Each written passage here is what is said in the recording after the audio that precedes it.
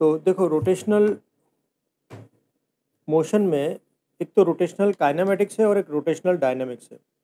Rotational kinematics में हम rotational motion की स्टडी करते हैं विदाउट नोइंग इट्स कॉज, मतलब हम टॉर्क की बात नहीं करेंगे। जैसे लीनियर में हम ट्रांसलेटरी हम काइनेमेटिक्स और डायनामिक्स पढ़ते हैं ना। काइनेमेटिक्स का मतलब है तुम मोशन की स्टडी करो, जैसे उसमें वेलोसिटी आ जाएगी, एक्सीलरेशन आ जाएगा, लेकिन फोर्स नहीं आता। डायनामिक्स में फिर फोर्स भी इंक्लूड कर लेते हैं। तो इसको एक बार ब्रीफ कर लेते हैं। देखो रोटेशनल मोशन बेसिकली है क्या। देखो मोशन को हमने दो कैटेगरी दी है, एक तो ट्रांसलेटरी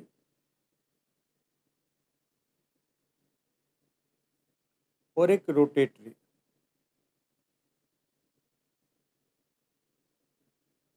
ट्रांसलेटरी में क्या होता है, अभी हम यहाँ पर एक नई कॉन्सेप्ट भी सीखेंगे, rigid body. Rigid body basically particles का एक सिस्टम होता है। जैसे ये एक मैंने बॉडी ले लिया ना, अभी मैंने इसमें तीन पार्टिकल ले लिए ए बी सी। अब मैं इसको इस तरह से मूव कराऊं, जैसे मैं अगर इसको पैरेलल शिफ्ट करता हूं तो तुम देखोगे ए वाला पार्टिकल ए डैश पोजीशन पे आ गया, बी वाला पार्टिकल बी डैश पोजीशन पर, और सी वाला पार्टिकल सी डैश।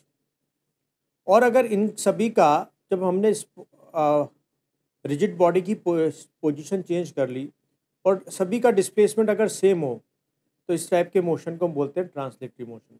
और दूसरे हैंड पर देखो आप क्या है, जैसे मान लो ये कोई तुम्हारे पास एक रिजिड बॉडी है, ठीक है। इसमें तीन पार्टिकल कंसिडर कर लेता हूँ, ए बी और सी। अब अगर मैं इसको एक पॉइंट ओ के अबाउट ऐसे घुमा दूं, मान लो इसकी नई पोजीशन अब हमारे पास हो गई, ये इसकी नई पोजीशन है यहाँ से यहाँ तक शिफ्ट करने में।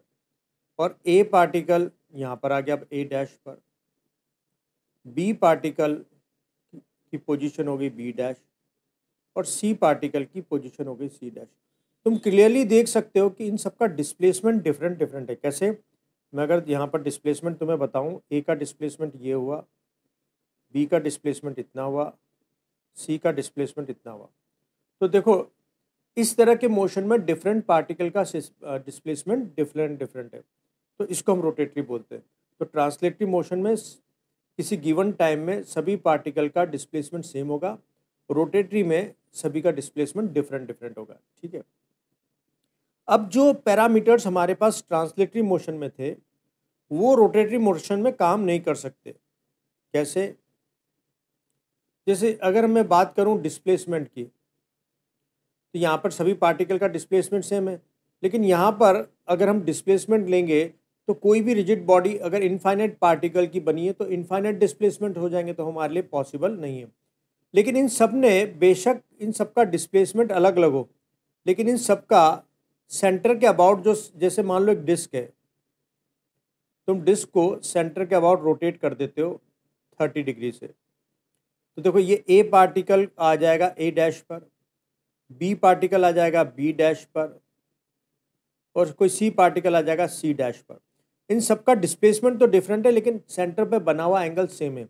इसलिए हम यहाँ क्या करते हैं, डिस्प्लेसमेंट को रिप्लेस कर देते हैं वाई एंगुलर डिस्प्लेसमेंट। यहाँ पर जो वेलोसिटी होती है उसको हम रिप्लेस करके यहाँ पर हम बना लेते हैं एंगुलर वेलोसिटी।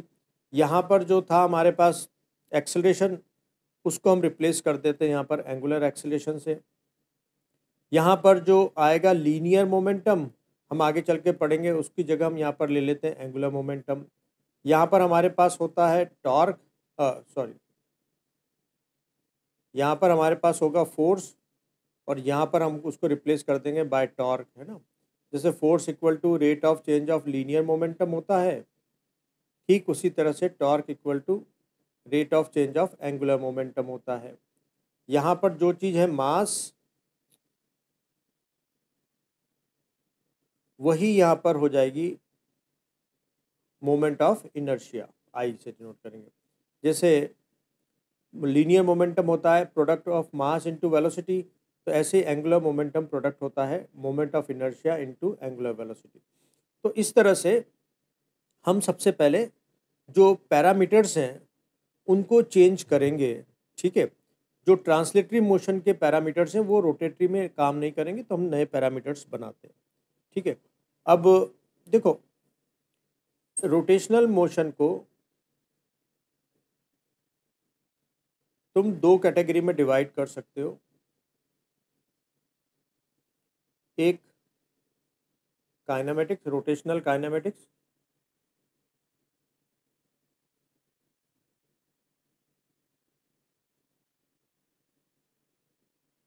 और एक रोटेशनल डायनेमिक्स,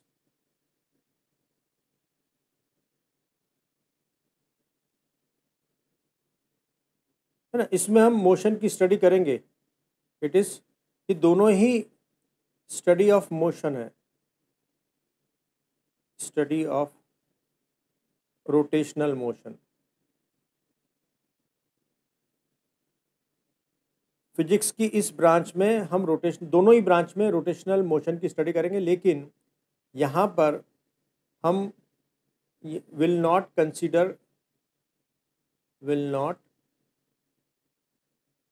कंसीडर द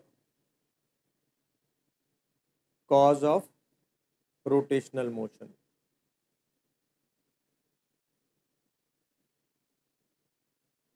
और यहाँ पर we will consider the cause of motion। जैसे यहाँ पर रोटेशनल काइनेमेटिक्स में हम बात करेंगे एंगुलर डिस्प्लेसमेंट की, एंगुलर वेलोसिटी की, एंगुलर एक्सेलरेशन की, ठीक है। लेकिन डायनेमिक्स में हम बात करेंगे टॉर्क की, ठीक है। जो उसका कॉज है टॉर्क, हम उसकी बात करेंगे, ठीक है। यहाँ पर हम एंगुलर मोमेंटम भी ले लेंगे। तो ये rotational kinematics is study branch of physics in which we study the motion, study the rotational motion, but without considering its cause। इसका cause है टॉर्क, ठीक है। यहाँ तक देखो, कोई डाउट है क्या तुम्हें? यहाँ तक क्लियर है बात?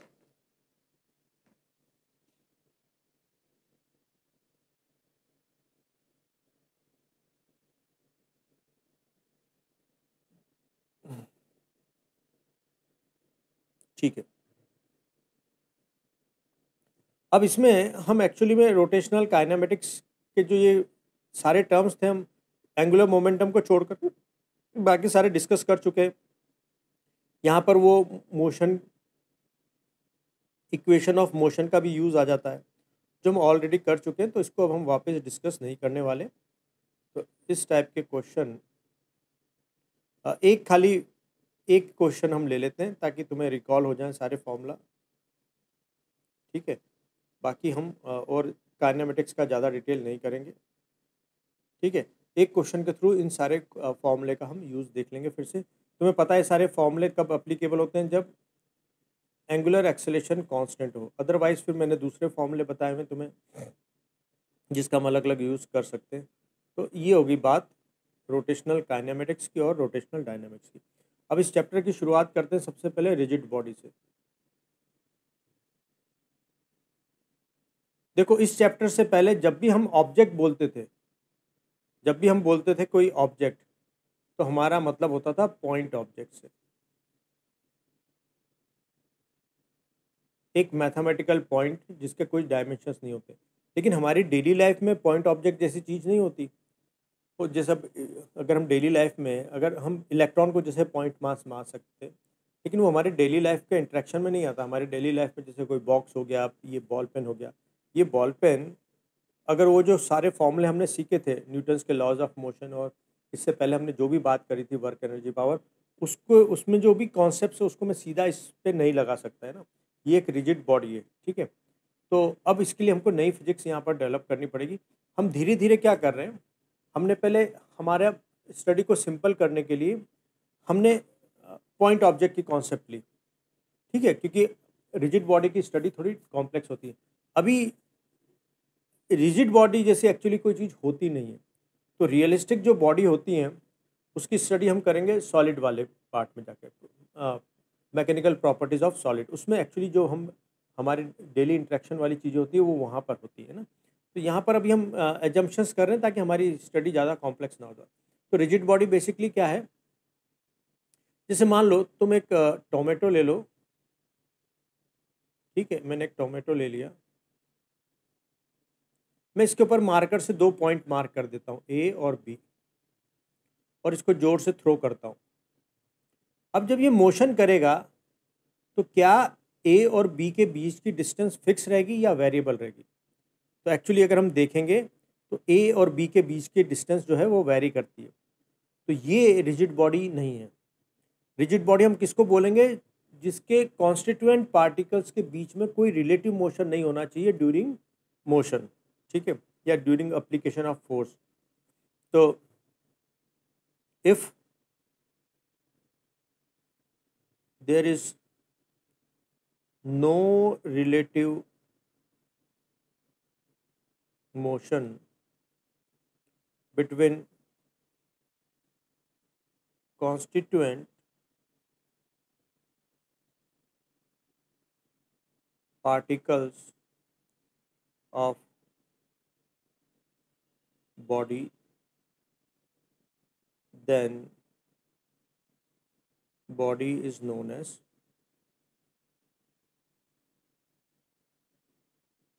rigid body। ठीक है ना? कहने का मतलब बॉडी इतनी स्ट्रांग हो कि तुम उस पर कोई भी फोर्स लगाओ, वो डिफॉर्म नहीं होनी चाहिए, अपना शेप को मेंटेन करनी चाहिए। लेकिन दुनिया में कोई भी बॉडी रिजिड बॉडी होती नहीं है। एग्जाम्पल के लिए, जैसे टोमेटो तो को हम अपने हाथ से दबा सकते हैं, ठीक है, तो ये रिजिड बॉडी नहीं है। लेकिन अगर मैं इसकी जगह स्टोन ले लूँ, स्टोन पर 2 पार्टिकल मार्क करूँ ए और बी, अब इसको दबाने की कोशिश करूँ तो इनके बीच की डिस्टेंस चेंज नहीं होगी। तो मेरे जो हम एक ह्यूमन बॉडी अप्लाई कर सकती फोर्स, उसके लिए एक स्टोन रिजिड बॉडी हो गया। लेकिन अगर इसको ही मैं क्रशर में डाल दूँ या कैनन में डाल दूँ तो टुकड़े टुकड़े हो जाएगा। तो उसके लिए फिर अगर हम फोर्स का मैग्नीट्यूड बढ़ा देंगे तो ये रिजिड बॉडी नहीं रहेगी। तो हम फोर्स को देख करके डिसाइड करते हैं कि भाई ये रिजिड बॉडी है या नहीं। यूनिवर्स में बाकी कोई भी चीज़ रिजिड बॉडी नहीं है, कोई ना कोई फोर्स लगा करके तुम उसको डिफॉर्म कर सकते हो, ठीक है। लेकिन अगर मैं इसको अपने फोर्स इतना लगाऊं कि मैं लगा सकता हूं, यानी अगर स्टोन पर इतना फोर्स लगा जाए जो उसके पार्टिकल्स के बीच में कोई डिस्प्लेसमेंट ना लाए, कोई रिलेटिव मोशन जनरेट ना करे, तो उसको हम रिजिड बॉडी बोलेंगे। तो यहाँ तक क्लियर है बात। तो इस चैप्टर की स्टार्टिंग हम करेंगे रिजिड बॉडी से, क्योंकि अब हमारे पास हम जो ऑब्जेक्ट ले रहे हैं उसका डायमेंशंस ले रहे हैं, क्योंकि हमारी डेली लाइफ में जो भी ऑब्जेक्ट हमारे इंट्रैक्शन में आते हैं उनका कोई डायमेंशंस होता है। लेकिन इससे पहले वाले चैप्टर में हमने क्या बोला? ऑब्जेक्ट का मतलब, एक कार का मतलब एक पॉइंट होता, मैथमेटिकल पॉइंट, कोई बिना डायमेंशन का। लेकिन ऐसा तो नहीं होता, ऑब्जेक्ट के डायमेंशंस होते हैं। तो इसलिए अब हम हमारी स्टडी को थोड़ा रियलिस्टिक वे में ला रहे हैं यहाँ पर। अब हम, लेकिन अभी भी हमने कंस्टेंट रखा हुआ, हमने क्या बोला? वो बॉडी होनी चाहिए रिजिड, वो फोर्स लगाने पर या मोशन के दौरान उसके कॉन्स्टिट्यूएंट पार्टिकल्स के बीच में कोई रिलेटिव मोशन नहीं होना चाहिए। तो यहाँ तक क्लियर बात, तुम समझ गए होंगे रिजिड बॉडी क्या होती है।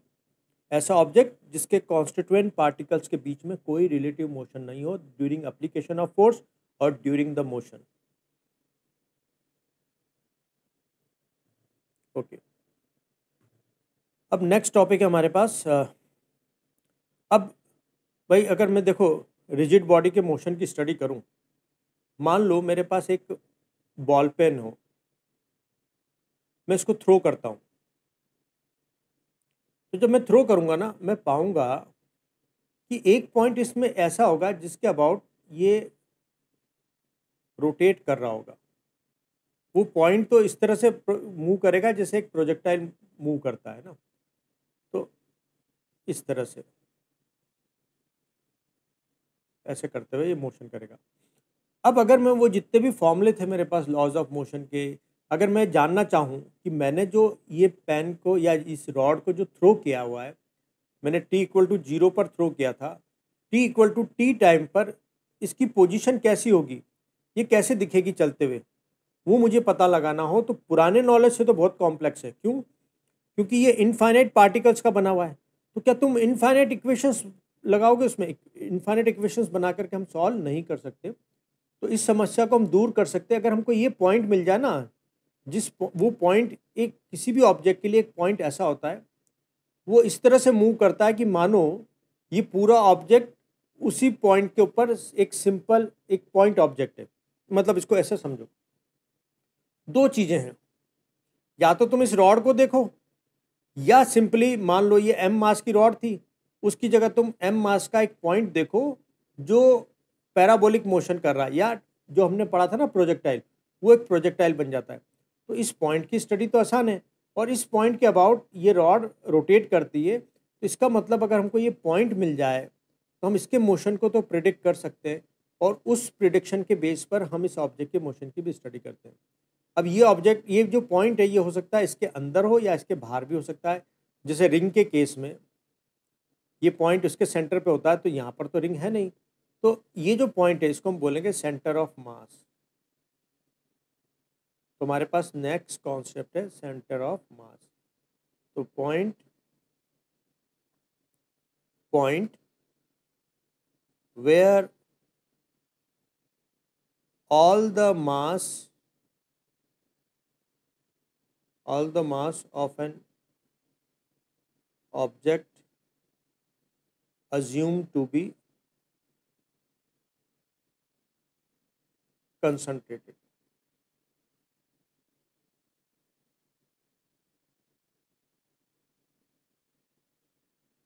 है ना, वो किसी भी ऑब्जेक्ट के लिए एक ऐसा पॉइंट जिसके लिए ऑब्जेक्ट इस तरह से बिहेव करता मानो उसका सारा मास उसी पॉइंट पर हो, है ना, तो उसको हम बोलते हैं सेंटर ऑफ मास। और इसको हमको फाइंड आउट करना इंपॉर्टेंट है, इसके बिना हम रोटेशनल किसी रिजिड बॉडी के मोशन की स्टडी हमारे लिए बड़ा कॉम्प्लेक्स हो जाएगा। ठीक है, तो सेंटर ऑफ मास की हमको ज़रूरत है। अब सेंटर ऑफ मास, और ऐसे ही होता है सेंटर ऑफ ग्रेविटी, उसको भी हम पढ़ेंगे, तो अभी हम उसको डिफाइन कर लेते हैं। Centre of gravity, point where all the weight of object, जैसे वहाँ पर तो सारा मास अज्यूम किया था हमने कंसंट्रेटेड, यहाँ पर हम all the weight of object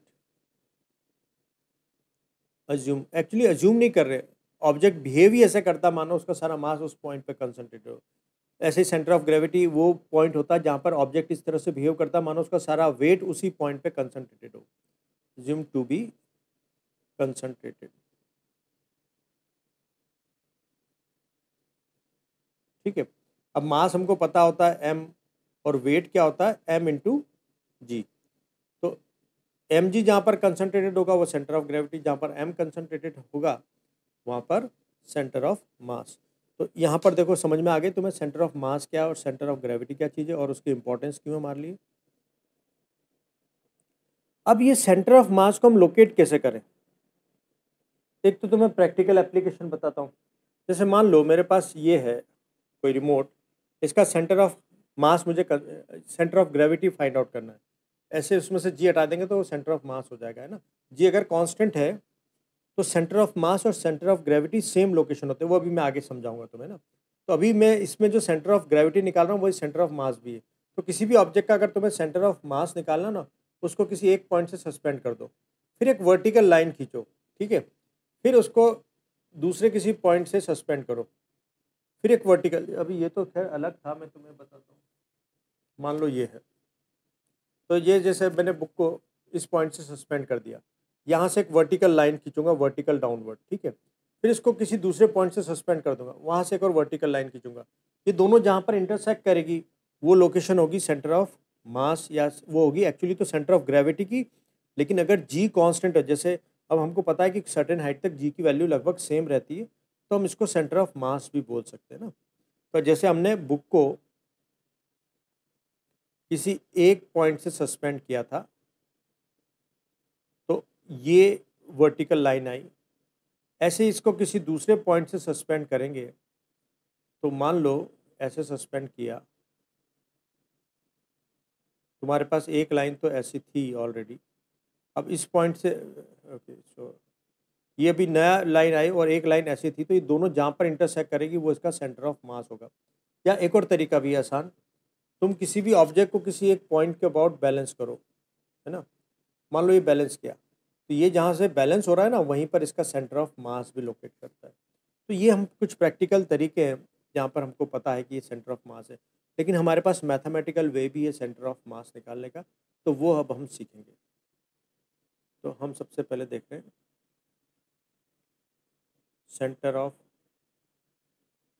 mass of an object. ठीक है, अब सेंटर ऑफ मास इसको हम ड्राइव नहीं कर रहे, मैं डायरेक्ट तुम्हें फॉर्मूला बता रहा हूँ। मान लो तुम्हारे पास कोई एक रिजिड बॉडी है, ठीक है, और ये एक कार्टेशियन कोऑर्डिनेट सिस्टम है, ठीक है, ये एक्स वाई है और ये वाई है। अब ये मान लो एन पार्टिकल से मिलके बनी है, एक पार्टिकल m1 यहाँ पर, एक पार्टिकल m2 यहाँ पर, एक पार्टिकल m3 यहाँ पर, एक पार्टिकल mn यहाँ पर। इन सब का जो पोजीशन वेक्टर है, मान लो m1 का पोजीशन वेक्टर r1, ठीक है। अभी ये थर्ड वाले को हटा देते हैं, वो मान लो ये तुम्हारे पास रिजिड बॉडी थी, तो ये r1 जो हो जाएगा वो m1 का पोजीशन वेक्टर, ऐसे ही हमारे पास r2 जो है it is position vector of m2, ऐसे ही हमारे पास nth पार्टिकल का पोजीशन वेक्टर है rn, ठीक है। तो इसका जो सेंटर ऑफ मास होगा, मान लो ये इसका सेंटर ऑफ मास है, तो इसका जो पोजीशन वेक्टर होगा RCM, ठीक है, जहाँ पर हम इस पूरे रिजिड बॉडी का मास मान लो कैपिटल M है, इन सारे इसके कॉन्स्टिट्यूएंट पार्टिकल्स का मास का सम है ना। हम मान लेते हैं कि यहाँ पर वो कैपिटल M कंसंट्रेटेड है, तो RCM का फॉर्मूला हो जाएगा हमारे पास M1 R1, ऐसे ही सबको जोड़ते हुए प्लस MN RN अपॉन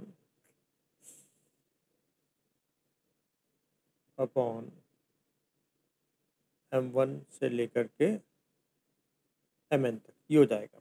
अब हमें एक चीज़ और पता है, हम R1 को लिख सकते हैं, मान लो R1 का जो कार्टेशियन कोऑर्डिनेट्स हैं x1 y1 z1 ऐसे सबके हैं, तो हम इसको R1 को लिख सकते हैं ना, x1 i cap plus y1 j cap प्लस z1 k कैप, है ना। इसी तरह से हम सारे पार्टिकल nth पार्टिकल का पोजीशन वेक्टर लिख सकते हैं xn i cap plus up to yn j cap plus zn k cap, है ना। ऐसे ही सेंटर ऑफ मास को भी हम ऐसे लिख सकते हैं ना, उसका coordinate xcm i cap plus ycm j cap plus zcm k cap. जब इसको रख करके और कंपेयर करेंगे तो हमको ये पता लगेगा कि xcm को हम लिख सकते हैं m1 x1 up to mn xn upon m1 to mn। Similarly, ycm can be written as m1 yn y1 up to mn yn upon m1 to mn। ऐसे ही सिमिलरली zcm m1 z1। तो हमने देखो centre of मास को Cartesian coordinate के form में भी express कर दिया, ठीक है। तो अभी देखो ये है ना, ऑब्जेक्ट हमारे पास अगर डिस्क्रीट सिस्टम से बना हुआ, तो डिस्क्रीट सिस्टम का मतलब है ये जो पार्ट रिजिड बॉडी है उसके पार्टिकल इतनी इतनी दूर है कि हर एक का सेंटर ऑफ मास हम फाइंड आउट कर सकते हैं। लेकिन अगर क्लोजली पैक्ड हो, जैसे मान लो ये है मार्कर और ये जो टैब पेन है, इसमें पार्टिकल इतने पास पास है कि उनके बीच में सेपरेशन करना हमको बड़ा मुश्किल हो जाता है। तो अगर कंटिन्यूस मास सिस्टम है,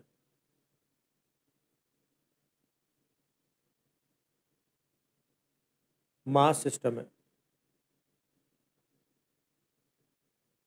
यानी जो कॉन्स्टिट्यूएंट पार्टिकल है वो बहुत क्लोजली पैक्ड हो, तो उस केस में जैसे मान लो एक बॉडी उसके पार्टिकल के बीच में डिस्टेंस ही ना हो, बहुत पास पास में क्लोजली पैक हो, तो उस केस में हम क्या करते हैं कि जैसे एक छोटा सा मास लिया हमने dm, इसका पोजीशन वेक्टर हम मान लेते हैं r, और इसका इस सिस्टम का सेंटर ऑफ मास का पोजीशन वेक्टर है मान लो RCM, जहाँ पर हम टोटल मास m कंसंट्रेटेड मान रहे हैं। तो उस केस में हम लोग RCM कैसे फाइंड आउट करते हैं, RCM हम फाइंड आउट करते हैं integration DMR upon integration DM, ऐसे करते हैं पूरी कंप्लीट बॉडी के लिए। फिर या फिर हम XCM equal to integration DMX upon integration DM ऐसे करेंगे।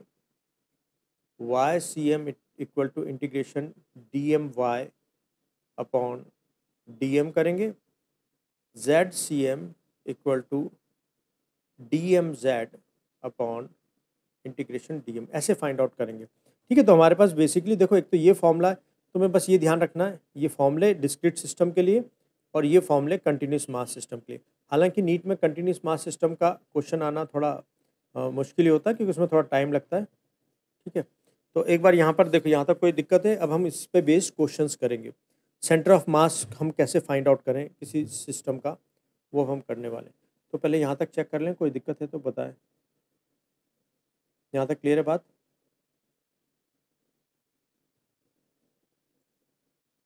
ओके,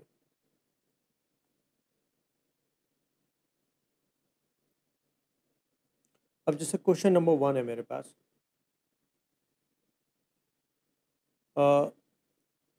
हाइड्रोजन क्लोराइड कोई हमारे पास मॉलिक्यूल है हाइड्रोजन क्लोराइड का, इनके बीच में डिस्टेंस है मान लो 1.27 एंगस्ट्रॉम। ठीक है, हमारे पास एक मॉलिक्यूल था हाइड्रोजन क्लोराइड, उसमें हाइड्रोजन एटम है और क्लोरीन एटम है, और इस सिस्टम का हमको centre of mass find out करना है। ठीक है, अभी मैं ना कैलकुलेशन, चलो ठीक है, कैलकुलेशन को थोड़ा आसान करने के लिए हाइड्रोजन क्लोराइड नहीं लेता, इसको छोड़ दो। हमारे पास दो मास है, मान लो एक एक है हमारे पास 1 kg का और एक है हमारे पास 3 kg का। ठीक है, और इन दोनों के बीच की डिस्टेंस हम मान लेते हैं 10 सेंटीमीटर। तो इस सिस्टम का सेंटर ऑफ मास कहाँ पर होगा वो हमको फाइंड आउट करना है। तो हम क्या करते हैं इस तरह के केस में, हम किसी को भी ओरिजिन सपोज कर सकते हैं। मैंने मान लिया इसको ओरिजिन मान लिया। ठीक है, तो ये हो गया मेरे पास x और ये हो गया मेरे पास y। इसका कोऑर्डिनेट हो जाएगा 0,0, इसका कोऑर्डिनेट हो जाएगा 10 सेंटीमीटर, 0। ठीक है, तो अब हमारे पास ये हो गया m1, ये हो गया x1, ये हो गया y1, ये हो गया हमारे पास m2, ये हो गया हमारे पास x2 और ये हो गया y2। तो तुम्हें अगर XCM निकालना है तो तुम क्या करोगे, m1 x1 plus m2 x2 upon m1 plus m2। अब तुम देखो x1 भी 0 है, x2 की तो वैल्यू है हमारे पास। ठीक है, तो ये हो जाएगा 1 इंटू 0 प्लस 3 इंटू 10 सेंटीमीटर को मीटर में अगर चाहिए तो बदलो, अदरवाइज सेंटीमीटर में आंसर आ जाएगा। तो 3 + 1 4 हो गया, तो 30/4 मतलब 15/2 मतलब 7.5 सेंटीमीटर है ना। तो 7.5 मतलब यहाँ कहीं पर आएगा, यानी 3 kg के पास में। तो यहाँ पर तुम्हारे पास 7.5 सेंटीमीटर और कॉमा अभी 0 आ जाएगा, वो भी हम देख लेते हैं। YCM अगर तुम निकालोगे तो m1 y1 plus m2 y2 upon m1 plus m2। तो y1 भी 0 है, y2 भी 0 है, तो ऊपर दोनों टर्म 0 होगी। 0/4 इक्वल टू 0। तो इस सिस्टम का सेंटर ऑफ मास 7.5 सेंटीमीटर, 0 पर मिला में है ना। और सेंटर ऑफ मास हमेशा देखना जो भारी चीज़ होता है ना उसके पास में होता है। तो क्योंकि 3 kg 1 kg के रेस्पेक्ट में हैवियर है, तो इसलिए जो सेंटर ऑफ मास है वो इसके पास में होगा। पहले तो चेक करो, इसमें कोई डाउट है तो बताओ। क्लियर है क्या? नेक्स्ट क्वेश्चन देखो, मान लो तुम्हारे पास एक इक्विलेटरल ट्राइंगल है जिसकी साइड 2 मीटर है। इसके इस वर्टेक्स पर मान लेते हैं ट्राइंगल का नाम है ABC। ए पर मास रखा हुआ है 1 kg का, बी पर रखा हुआ है 2 kg का, सी पर रखा हुआ 3 kg का। इस सिस्टम का सेंटर ऑफ मास हमको फाइंड आउट करना है। ठीक है, तो एक बार मैं तुम्हें कुछ टाइम देता हूँ, तुम ट्राई करके देखो, फिर अदरवाइज मैं बता दूँ। देखें आप लोगों ने ट्राई कर लिया होगा, अब देखते हैं, फिर चेक करके बताना आपका आंसर सही है या नहीं। तो मैं क्या करता हूँ कि उस फॉर्मूले को अप्लाई करने के लिए यहाँ पर एक कार्टेशियन कोऑर्डिनेट सिस्टम बना लेता हूँ। मान किसी भी जगह से तुम बना सकते हो, तो मेरे लिए भी आसान था, मैंने कहा बी से उठा, बी को हम ओरिजिन सपोज कर लेते हैं और यहाँ से जाता हुआ एक दो म्यूचुअली परपेंडिकुलर एक्सिस का सिस्टम मान लेते हैं, एक्स और वाई। ठीक है, अब हम इनके कोऑर्डिनेट्स लिखेंगे। तो देखो बी के तो हो जाएंगे, एक मिनट ये थोड़ी ग्रीनिश ले लेते हैं। बी के हो जाएंगे 0,0, सी के हो जाएंगे 2,0। अब यहाँ पर हमको पता करना है, देखो इक्विलेटरल ट्राइंगल है तो इसके सारे एंगल 60 डिग्री होते हैं। ठीक है, तो अभी तुम्हें अगर इसका एक्स और वाई कोऑर्डिनेट निकालना है, ठीक है, हालांकि मुझे पता है कि इक्विलेटरल ट्राइंगल में ये जो होगा वो सेंटर पे होगा, लेकिन अगर तुम्हें नहीं भी पता हो तो तुम्हें ये साइड पता है 2 मीटर। अब तुम्हें अगर एक्स निकालना हो, इसका ए का एक्स कोऑर्डिनेट निकालना है, तो इस राइट ट्राइंगल में तुम्हें बेस फाइंड आउट करना है। तो cos 60 degree equal to base upon, जो कि हमारे पास यहाँ इसका एक्स कोऑर्डिनेट हो जाएगा, बेस अपॉन हाइपोटेनियस। तो बेस हो जाएगा 2 × cos 60 होता है हाफ, तो 1। ठीक है, तो इसका एक्स कोऑर्डिनेट हो गया 1 कॉमा। अब इसका वाई निकालना है, तो वाई के लिए साइन यूज कर लेंगे, sine 60 degree equal to perpendicular upon hypotenuse. तो परपेंडिकुलर हो जाएगा 2 × √3/2, साइन 60 डिग्री होता है √3/2, तो इससे इसको कैंसिल करेंगे तो √3, तो इसका वाई कोऑर्डिनेट हो जाएगा √3। ठीक है, अब हमारे पास देखो चीज़ें क्लियर हैं। हमारे पास ये हो गया m1, ये हो गया x1 और ये हो गया y1। ठीक है, ये हो गया हमारे पास m2, ये हो गया x2, ये हो गया y2, ये हो गया हमारे पास m3, ये हो गया x3 और ये हो गया y3। तो अगर मुझे इसका x coordinate X C M निकालना है, तो मैं क्या करने वाला हूँ, m1 x1 और up to m3 x3 upon m1 to m3। ठीक है, m1 है हमारे पास 2 kg, x1 है हमारे पास 0, प्लस m2 है हमारे पास 3 kg, x2 है 2, प्लस और m3 है 1 kg इंटू x3 है 1 अपॉन 2 + 1, 2 + 3, 2 + 3 + 1 है ना, ये हो गया 6 + 1 अपॉन 6, ये हो गया 7/6 मीटर। ठीक है, ऐसे ही वाई सी एम निकालना है, तो m1 y1 up to m3 y3।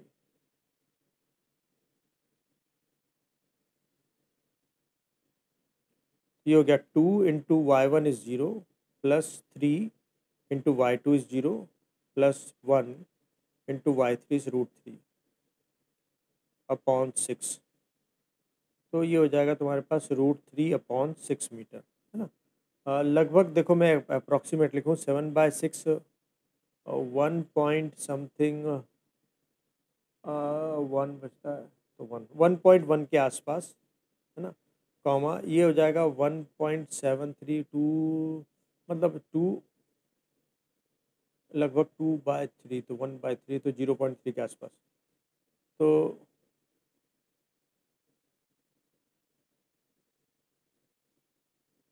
0.3, तो ये हो गया 1 यहाँ पर, और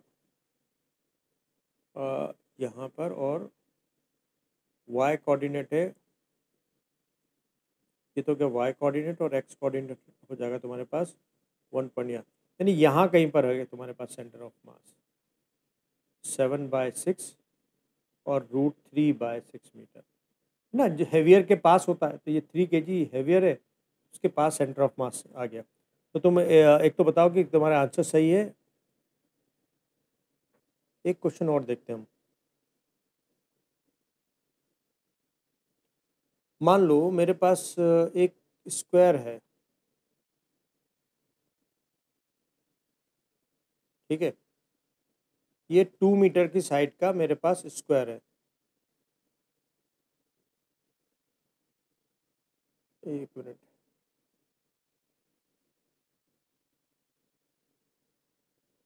ठीक है। अभी मैं क्या करता हूँ, एक कोऑर्डिनेट सिस्टम लेता हूँ जिसका ओरिजिन इस स्क्वायर के सेंटर पर है। मेरे पास 3 पार्टिकल हैं 1 केजी का। मैंने उन तीनों को इस स्क्वायर के वर्टिसेस पे रख दिया। एक मेरे पास 4 केजी का और है, मैं उसको कहाँ पे रखूँ ताकि सेंटर ऑफ मास इस स्क्वायर का सेंटर बन जाए। मैं चाहता हूँ कि ये जो है ये सेंटर ऑफ मास बन जाए। तो इस फोर्थ को मैं कहाँ पे रखूँ, उसका एक्स और वाई कोऑर्डिनेट क्या हो ताकि मैं ऐसा अचीव कर पाऊँ। तो तुम्हें मैं कुछ टाइम का क्वेश्चन कुछ टाइम देता हूँ ताकि आप ट्राई कर लो। बेसिकली मैं तुम्हें फिर बता दूँ, मैंने एक स्क्वायर लिया, स्क्वायर के 3 वर्टिसेस पर तो मैंने 1, 2 और 3 केजी रख लिए। मेरे पास एक मास और है 4 केजी का, उसको मैं कहाँ पे रखूँ ताकि इस सिस्टम का सेंटर ऑफ मास इस स्क्वायर का सेंटर खुद बन जाए। ट्राई करेंगे, सुने।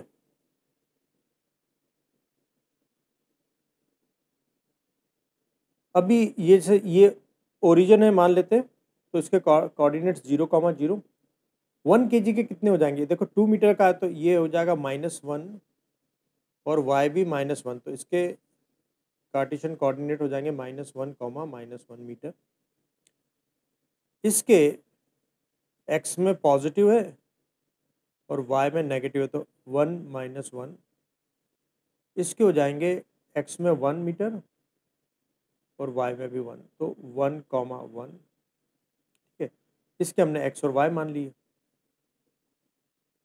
अब हमारे पास देखो m1 है 1 केजी, x1 है -1, y1 ये रहा, ये हो जाएगा m2, ये हो जाएगा x2, y2, ये हो जाएगा m3, ये हो जाएगा x3, y3, ये हो जाएगा m4, ये हो जाएगा x4, y4।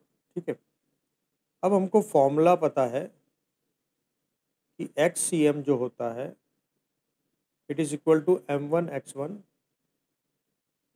Up to m4 x4 upon m1 to m4। अब देखो यहाँ पर तुम्हें दिया हुआ है कि XCM जो कितना है वो 0 है, तो 0 equal to 1 into -1 plus 2 into 1 plus 3 into 1 plus 4 into X upon 1 plus 2 plus 3 plus 4, 7, 8, 9, 10। ये उधर आके 0 से मल्टीप्लाई होकर 0 हो जाएगा। ये हो जाएगा -1 प्लस 2 प्लस 3 प्लस 4x। ठीक है, तो ये कितना हो गया तुम्हारे पास 4, तो 4x इक्वल टू -4, तो x इक्वल टू -1, तो हमको इसकी x लोकेशन तो मिल गई। Similarly YCM equal to m1 y1 up to m4 y4 upon m1 up to m4, ये भी 0 हो जाएगा। YCM भी 0 है। m1 है 1 into -1 plus 2 into -1 plus 3 into 1 plus 4 into Y upon 10, उधर आके 0 हुआ। -1 -2 प्लस 3 प्लस 4y, तो 4y इज इक्वल टू ये कितना हो गया 0 हो गया टोटल। ठीक है, तो y कोऑर्डिनेट हो गया 0, तो तुम्हें इसको रखना कहाँ पे था -1,0 पर। मतलब यहाँ पर 4 केजी का मास यहाँ पर रखा जाता तो इस पूरे सिस्टम का सेंटर ऑफ मास इसके स्क्वायर के सेंटर पे हो जाता है। चेक करेंगे कोई डाउट, और सही है तो राइट लिखें, रॉन्ग है तो W लिखें। नेक्स्ट क्वेश्चन देखो, मान लो एक मेटल की शीट है तुम्हारे पास, यूनिफॉर्म मास डिस्ट्रीब्यूशन है, ये पूरी शीट है, स्क्वायर शेप में मान लेते हैं, 2 मीटर बाय 2 मीटर की, ठीक है। और हम सुविधा के लिए इस शीट का जो सेंटर है उसी को ओरिजिन मान लेते हैं, ये एक्स कोऑर्डिनेट और ये वाई कोऑर्डिनेट। अब हमने क्या किया, इस शीट का ये 1/4 हिस्सा काट दिया, है ना। इस शीट का टोटल मास हम मान लेते हैं, कुछ भी रहा हो, m ले लेते हैं, ये हमको खैर नहीं दिया हुआ क्वेश्चन में। तो हमने इसका ये वाला पोर्शन कट करके निकाल दिया। तो अब तुम्हारे पास जो ये स्क्वायर शीट बची वो इस शेप में बची होगी। तो इस रिमेनिंग का सेंटर ऑफ मास कहाँ पर होगा, सेंटर ऑफ मास हमको इस रिमेनिंग शीट के निकालने ना, जो हमने ये काटने के बाद की। तो मैं तुम्हें कुछ टाइम दे रहा हूँ, एक बार सोच के देखो। सुने, मैं काम कर लेता हूँ, इसको ना इस पूरी शीट को 4 हिस्सों में डिवाइड कर लेते हैं, मान लेते हैं। हम एक बार इसको रीड्रॉ कर लेते हैं।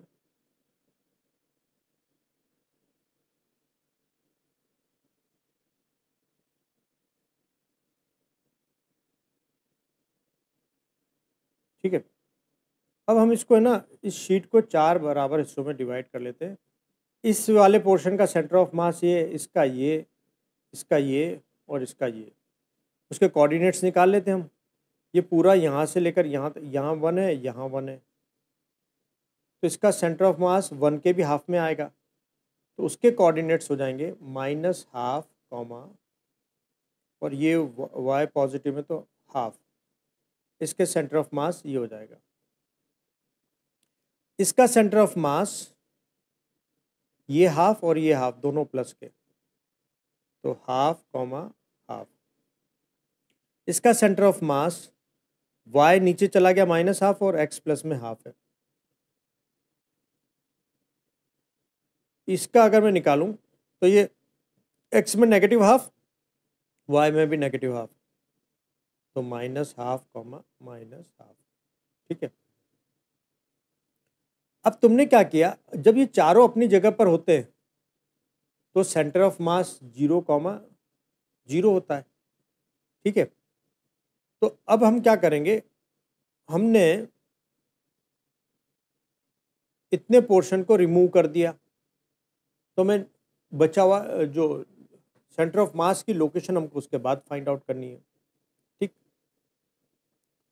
मैं मान लेता हूं कि अगर ये शीट इस शेप में होती, ठीक है, खाली 3 से मिलकर बनी हुई होती, और उसका सेंटर ऑफ मास कहीं पर होता एक्स वाई पर, अभी तो मुझे पता है जैसे यहाँ पर होगा, तो एक्स कॉमा वाई पर होता मान लो, तो मैं इस जो रिमेनिंग जो हमारे पास शीट है उसका सेंटर ऑफ मास के कोऑर्डिनेट में एक्स वाई मान लेता हूँ। अब अगर मैं ये जो निकाली हुई है उसको अगर मैं रख दूं, यानी हाफ कॉमा हाफ, तो सेंटर ऑफ मास कहाँ पे बन जाता है, 0,0 पर। अब हम ना इसको 2 पार्टिकल में हम कंसीडर कर लेंगे, एक जो रिमेनिंग शीट है और एक जो निकाली हुई है। इन दोनों को अगर रखा जाए तो सेंटर ऑफ मास 0,0 पर हो जाता है, और हमें रिमेनिंग का निकालना है, तो हमने रिमेनिंग को कंसीडर कर लिया कि एक्स वाई है, वो एक्स वाई और जो निकाली है वो रखते हैं, तो सेंटर ऑफ मास 0,0 पर बन जाता है। हम अब इसी कॉन्सेप्ट का यूज करेंगे, तो हम क्या करेंगे, इन दोनों को अगर रखा तो सेंटर ऑफ मास 0,0 पर हो जाएगा, तो X C M equal to m1x1 plus m2x2 upon m1 plus m2। देखो हमने यहाँ m1 m2 किसको माना है बताता हूं मैं तुम्हें। अब देखो इस पूरी का हर एक पार्ट का मैं मास अगर m m m और m मान लूं, तो 3 का कितना हो जाएगा मास 3m, और 1 का हो जाएगा अकेला m, तो इसको हम मान लेते हैं m1, इसको मान लेते हैं x1 और इसको मान लेते हैं y1। ये हो जाएगा हमारे पास m2, ये हो जाएगा x2 और ये हो जाएगा y2। ये हो जाएगा हमारे पास xcm और ये हो जाएगा हमारे पास ycm। ठीक है, तो अभी हम xcm को रख लेते हैं 0, m1 को रख लेते हैं हम 3m और x1 को रख लेते हैं हम x plus m2 is m और इसके कोऑर्डिनेट है half upon total mass 4m। 4m को इधर लाएंगे तो 0 और 3m x प्लस m/2। तो हम इसको ऐसे लिखेंगे 3mx equal to minus m/2। m से m कैंसिल कर देंगे तो x का वैल्यू हो जाएगा -1/6 मीटर। तो हमें रिमेनिंग शीट का सेंटर ऑफ मास का x कोऑर्डिनेट मिल गया। सिमिलरली हम YCM का फॉर्मूले का यूज़ करते हैं, तो m1y1 plus m2y2 upon m1 plus m2। तो YCM तो है 0, m1 है 3m, y1 है y प्लस m इंटू ये है हमारे पास हाफ अपॉन नीचे 4m। 4m उधर जाएगा 0, तो हमारे पास बचेगा 3my equal to minus m/2। यहाँ भी m से m कैंसिल हो जाएगा तो y इक्वल टू हो जाएगा -1/6 मीटर। तो -1/6 मीटर देखो यहाँ कहीं पे आ जाएगा इस जगह पर। तो रिमेनिंग शीट का जब तुमने ये वाला कॉर्नर निकाल दिया तो रिमेनिंग शीट का सेंटर ऑफ मास है -1/6 -1/6। तो ये आंसर हो जाएगा हमारे पास। चेक करेंगे, कोई डाउट है तो बताएं। अब ऐसा ही क्वेश्चन मैं तुम्हें एक दे रहा हूँ सिमिलर।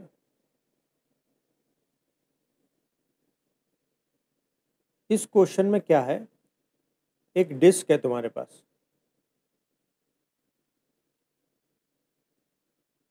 अभी इसके ओरिजिन को, इसके सेंटर को हम एक कार्टेशियन कोऑर्डिनेट सिस्टम का ओरिजिन मान लेते हैं।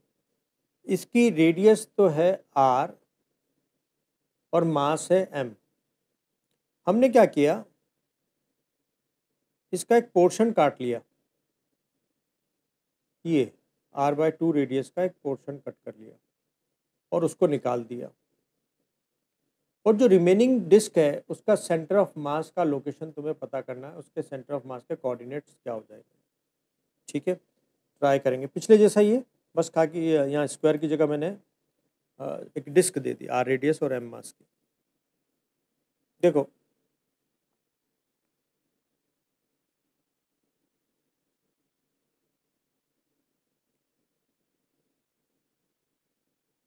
ये हमारे पास वो एक कंप्लीट डिस्क थी। ठीक है, इसके इसका जो सेंटर है डिस्क का वो कार्टेशियन कोऑर्डिनेट सिस्टम का ओरिजिन है। पूरी कंप्लीट जो ज्योमेट्रिकल सिमेट्रिकल डिस्क होती है उसका सेंटर ऑफ मास उसका खुद का ज्योमेट्रिकल सेंटर होता है 0,0। अब तुमने इसमें से एक पोर्शन निकाल दिया यूँ। ठीक है, ये जो पोर्शन निकाला इसका सेंटर हो जाएगा, देखो ये पूरा यहाँ से लेकर यहाँ तक r था, तो ये हो जाएगा r/2। इसके सेंटर के कोऑर्डिनेट्स हैं r/2, 0। ठीक है, और अब अगर मैं मान लूँ इसको निकालने के बाद जो रिमेनिंग डिस्क है उसका centre of mass x, y है, तो तुम देखो ये रिमेनिंग पोर्शन और ये निकाला हुआ पोर्शन साथ में रखते हो तो सेंटर ऑफ मास ये बन जाता है। जब ये कंप्लीट डिस्क है तो सेंटर ऑफ मास इसका ज्योमेट्रिकल सेंटर है, इसको इसको निकालोगे तो। अब देखो बस हमारे पास प्रॉब्लम है हम m कैसे फाइंड आउट करें, तो m हम यूनिटरी मेथड से फाइंड आउट करेंगे। एक कंप्लीट डिस्क उसका एरिया है πr², उसका मास कितना है m, यूनिट एरिया का मास हो जाएगा m अपॉन πr²। अब तुमने जो निकाली है उसकी रेडियस है r/2, तो उसका एरिया है r/2 का स्क्वायर। तो इतने एरिया का मास कितना हो जाएगा वो हम कैलकुलेट कर लेते हैं।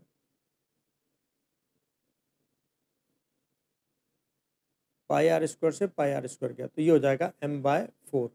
तो जो तुमने निकाला है वो कितने मास का था, m/4। रिमेनिंग डिस्क कितने मास की हो जाएगी, m में से m/4 सब्ट्रैक्ट कर दो, तो 3m/4। तो रिमेनिंग डिस्क का मास कितना है? 3m/4। तुमने जो निकाली उसका मास कितना है? m/4। अब हम क्या करते हैं, हम बोल देते हैं कि भाई m1 हमारे पास कितना है? 3m/4। x1 हमारे पास x है, y1 हमारे पास y है, ये हमारे पास है m2, ये है x2 और ये है y2, और ये xcm और ycm है। हम एक काम करते हैं, हम फॉर्मूला लगाते हैं, xcm equal to m1y1 plus m2y2 upon m1 plus m2। तो xcm हो जाएगा 0, m1 हो जाएगा हमारे पास 3m/4 इंटू, और मैंने यहाँ y लिख दिए, ये हो जाएगा x1, ये हो जाएगा y1, अरे x2। ओके, तो x1 का वैल्यू है मेरे पास x प्लस ये है मेरे पास m/4 और x2 का वैल्यू है r/2। नीचे अगर तुम 3m/4 प्लस m/4 करोगे तो टोटल m हो जाएगा, ये उधर जाके क्रॉस मल्टीप्लाई होकर 0 हो जाएगा। तो तुम्हारे पास जो बचेगा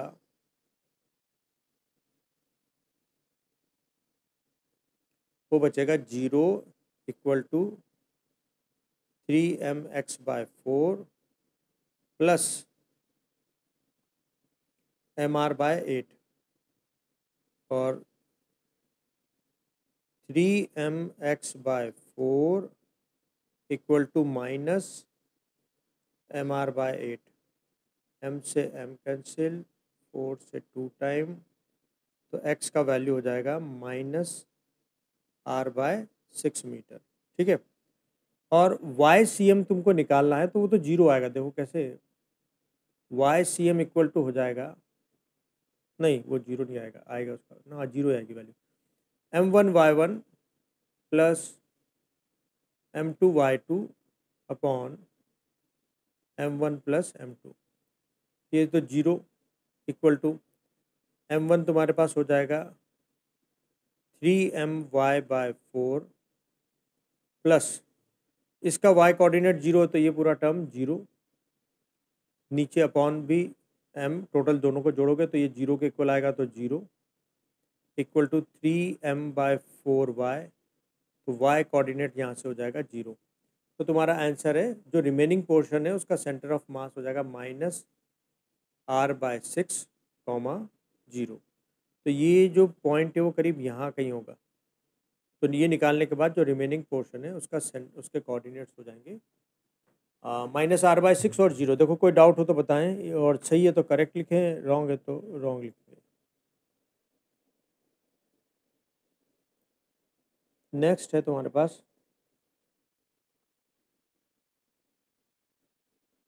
एक लेटर है टी,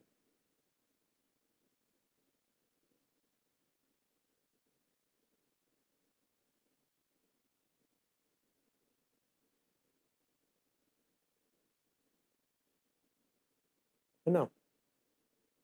इसका centre of mass find out करना है। इसके कुछ डायमेंशंस दे देता हूँ मैं, ये है 6 मीटर, ये है 2 मीटर, और ये है हमारे पास 4 मीटर। तो हमें इसका सेंटर ऑफ मास लोकेट करना है, कहाँ पर होगा। ठीक है, अभी मैं इसमें हेल्प के लिए इसका कार्टेशियन कोऑर्डिनेट बना सकता हूँ। मान लेते हैं यहाँ बना लेते हैं सिस्टम को, ये है y एक्सिस और ये है x एक्सिस। तो एक बार आप लोग ट्राई करेंगे, उसके बाद मैं आपको बताऊंगा। हम क्या करते हैं, हम इसको चाहें तो कितने भी पार्ट्स में ब्रेक कर सकते हैं। मैं एक काम करता हूँ, इसको है ना 2/2 के फैक्टर्स में हम डिवाइड कर लेते हैं। ओके, मैं यहाँ एक डायमेंशन देना भूल गया, ये है 2 मीटर। ठीक है, तो देखो ये 2x2 का तुम्हारे पास एक ये पोर्शन बन जाएगा, एक ये बन जाएगा 2x2 का, एक ये हो जाएगा और एक ये हो जाएगा। तो ये सारे जो सेगमेंट्स हैं वो 2x2 के हो गए। हर एक का मैं मास m सपोज कर लेता हूँ कि हर एक का मास m है। ठीक है, अभी मैं ब्रॉडली ऊपर वाला एक सेगमेंट ले लेता हूँ और एक नीचे सेगमेंट ले लेता हूँ। ये जो ऊपर वाला पोर्शन है हॉरिजॉन्टल, इसका सेंटर ऑफ मास, इसका खुद का ग्रेविटेशनल जो इसका ज्योमेट्रिकल सेंटर होगा वो होगा। तो देखो y एक्सिस पर x कोऑर्डिनेट होता है 0। अब y कोऑर्डिनेट देखो कितना हो गया, 2 + 2 4 और +1 5।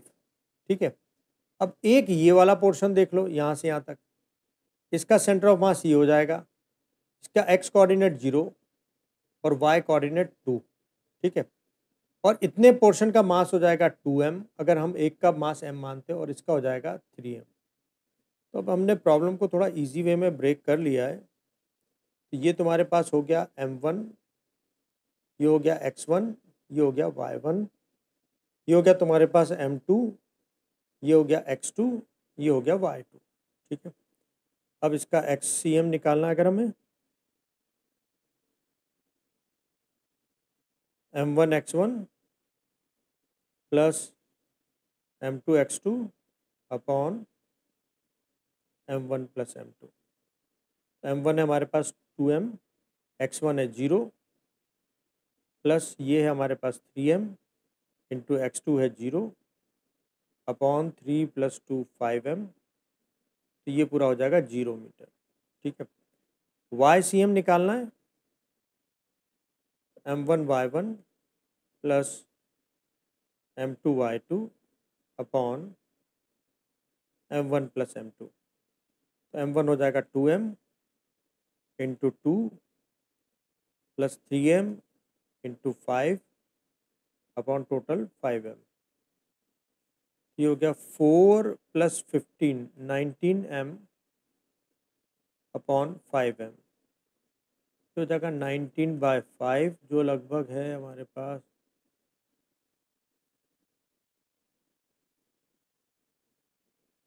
3.8 मीटर। तो तुम देखो ये 2 और +3 3.8 यहाँ कहीं होगा, तो ये इसका सेंटर ऑफ मास बन जाएगा 0,19/5 मीटर।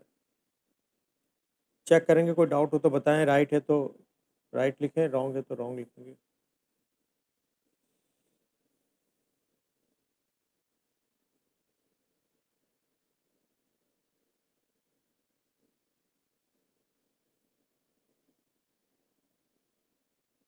ओके, एक क्वेश्चन और देखते हैं। हम लेटर ले रहे हैं ई,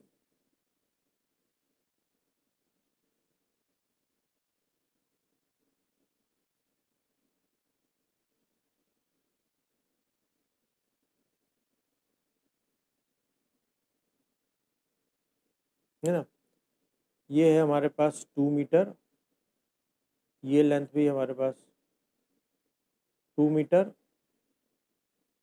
2 मीटर, 2 मीटर, और ये भी है सेक्शन 2 मीटर का, और ये भी सेक्शन है 2 मीटर का। ये टोटल है हमारे पास 6 मीटर, यहाँ से यहाँ तक है 2 मीटर, और ये है हमारे पास 6 मीटर। तो इसका सेंटर ऑफ मास लोकेट करो। देखो यहाँ भी हम इसको 2x2 के छोटे छोटे ब्लॉक्स में तोड़ लेते हैं। जैसे ये एक 2x2 का ब्लॉक हो गया, और यहाँ पर 3 2x2 के ब्लॉक हो गए, यहाँ भी 3 2x2 के ब्लॉक हो गए। अब 2 4 और यहाँ पर हो जाएंगे हमारे पास 3 ब्लॉक। मैं एक बार इनको कलर शेड करके तुम्हें दिखा देता हूँ अलग अलग। जैसे एक ये हो गया, एक ये हो गया, एक ये ब्लॉक हो गया, एक ये ब्लॉक हो गया, एक ये ब्लॉक हो गया। ठीक है, और जो दूसरे बचे हैं वो ये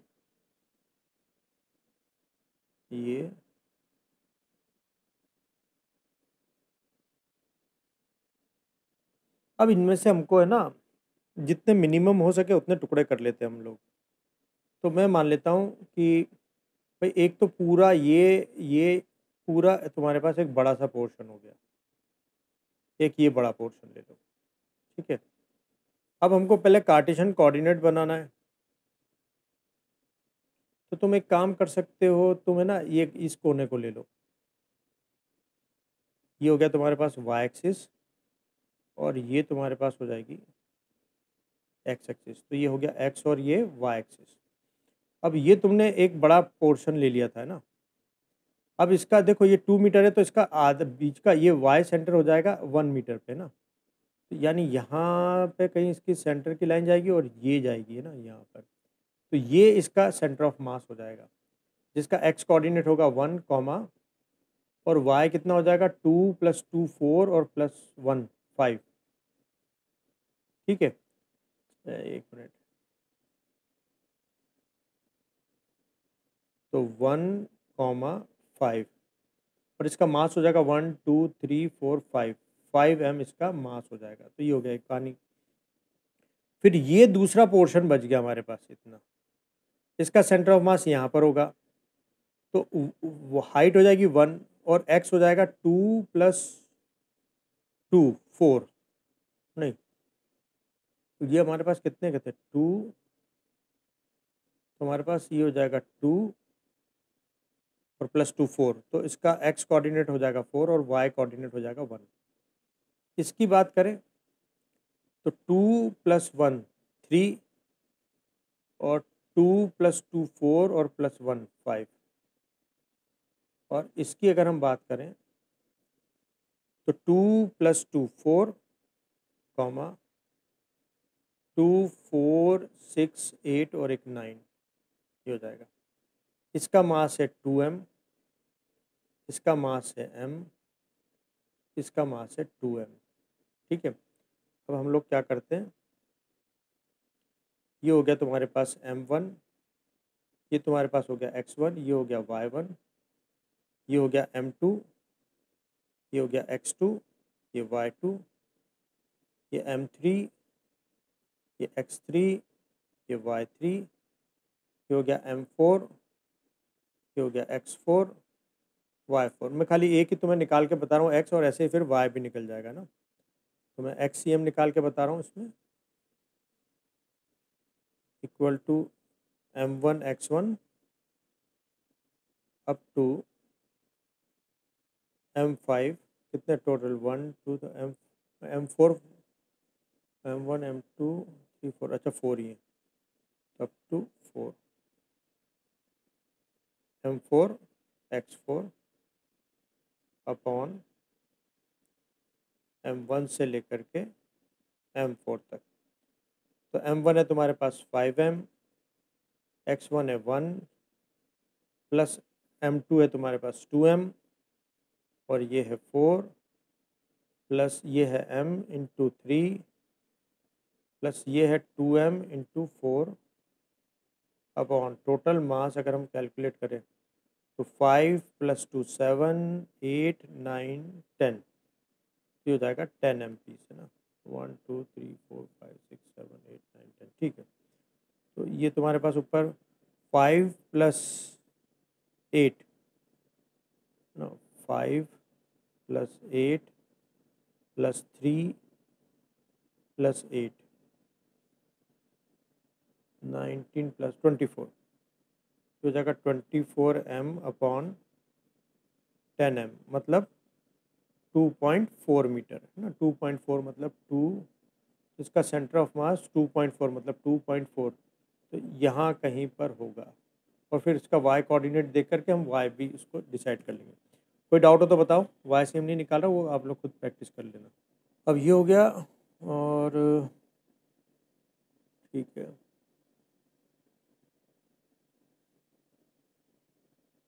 नेक्स्ट है हमारे पास कंटिन्यूस मास डिस्ट्रीब्यूशन का एक निकाल करके बता रहा हूँ, हालांकि पॉसिबिलिटी नहीं है कि तुम्हारे पास आए। भाई एक कंप्लीट रिंग होती तो उसका ज्योमेट्रिकल सेंटर ही उसका सेंटर ऑफ मास होता है, लेकिन अगर सेमी सर्कुलर रिंग हो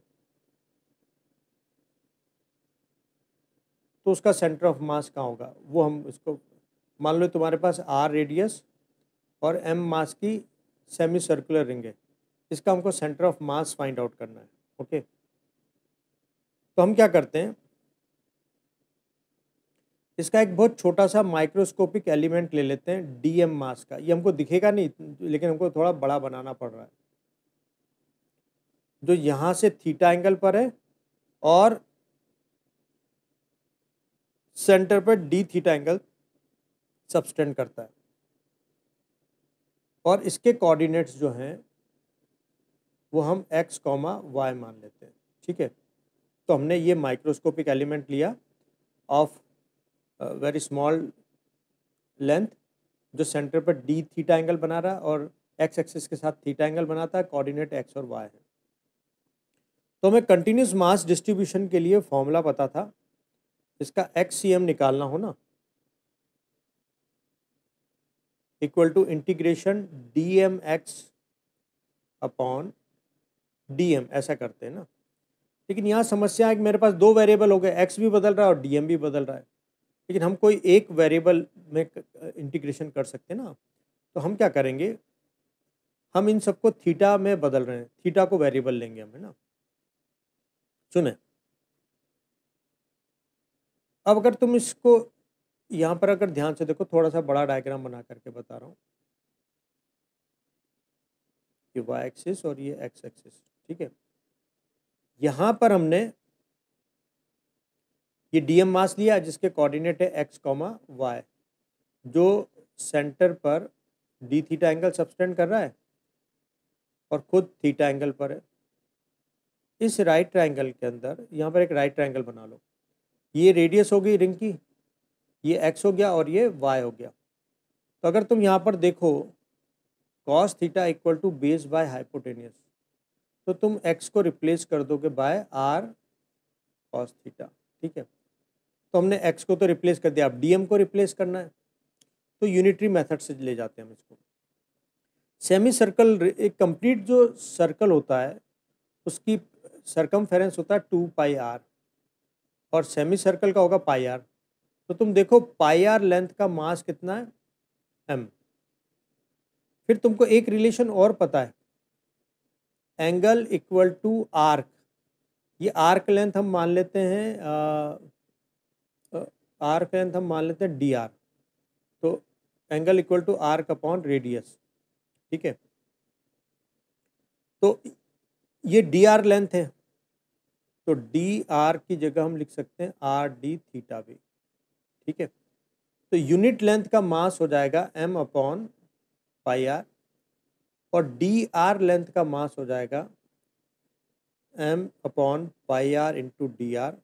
फिर तुम dr की जगह r d थीटा लिख सकते हो, m by πr into r d theta. तो हम r से r को कैंसिल कर देंगे, तो ये जो dm मास है इस छोटे से एलिमेंट का, वो हो जाएगा m bye pi into D theta. ठीक है, अब ये दोनों सब्सटीट्यूशन हम रखते हैं, dm की जगह हम लिखते हैं m upon pi D theta और x को रिप्लेस कर देते हैं हम r cos थीटा से, अपॉन dm का इंटीग्रेशन करोगे तो टोटल मास m बन जाएगा, m से m को कैंसिल कर दो, तो ये हो जाएगा r by pi integration cos theta D theta. Theta की वैल्यू देखो इस वाले पार्ट के लिए 0 और इस वाले एक्सट्रीम के लिए 180, तो 0 से 180, और cos का इंटीग्रेशन हो जाता है sin theta from 0 to pi. Sine की वैल्यू 0 के लिए भी 0 होती है और पाई के लिए भी 0 होती है। तो साइन एक स्टेप लिख देते हो, upper limit minus lower limit, sine 180 भी 0 और पाई भी 0, तो ये टोटल हो जाएगा 0। तो इस सेमी सर्कुलर रिंग का एक्स सी एम कितना आ गया? 0। सिमिलरली हम वाई सी एम भी निकालेंगे। पहले तो यहाँ तक चेक करो, कोई डाउट है क्या? हालांकि तुम्हें ये 1 मिनट से बड़ा क्वेश्चन है तो ऐसे निकलेगा नहीं, तुमको डायरेक्ट सेमी सर्कल का या तो सेंटर ऑफ मास सीधा याद रख लेना, अदरवाइज ये सॉल्व करने की जरूरत नहीं, खाली एक मेथड देख लो कि कैसे हमने किया। एक मेथड हम खाली बता रहे हैं।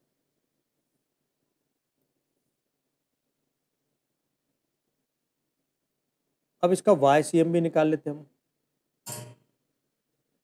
इसका वाई सी एम हो जाएगा integration D M Y upon integration D M. Okay, D M का वैल्यू देखो हमारे पास था pi M by pi into D theta, M by pi into D theta, और वाई की वैल्यू निकालनी है।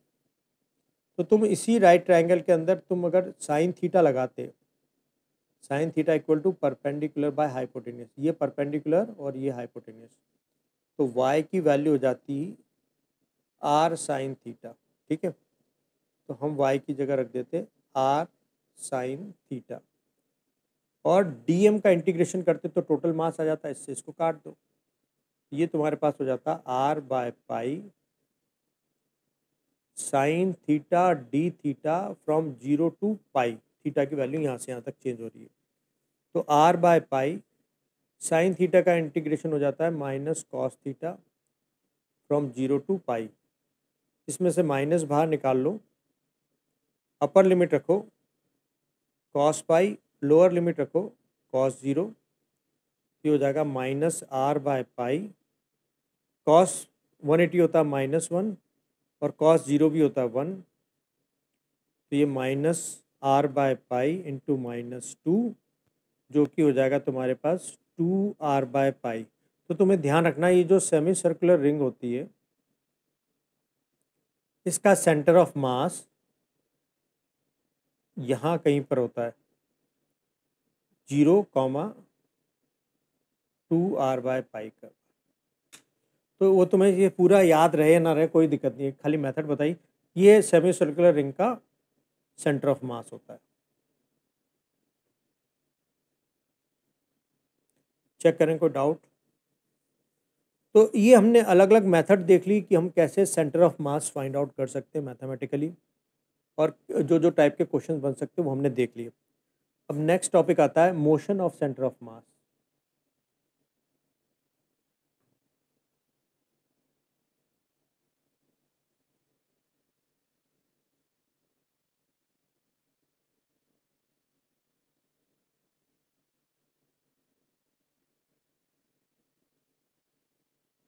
ध्यान से समझे, देखो हमारे पास सेंटर ऑफ मास का पोजीशन वेक्टर का फॉर्मूला है m1r1, और अगर सिस्टम n पार्टिकल से मिलके बना हुआ है तो mn/rn डिवाइडेड बाय, ठीक है। अभी जैसे ये जो टोटल मास हो जाएगा, या फिर अभी सुनो, इसको दोनों साइड को डिफ्रेंशिएट कर लो विथ रिस्पेक्ट टू टाइम। तो मैंने लेफ्ट हैंड साइड को भी डिफ्रेंशिएट कर लिया विथ रिस्पेक्ट टू टाइम, और मैंने राइट हैंड साइड को भी डिफ्रेंशिएट कर लिया विथ रिस्पेक्ट टू टाइम।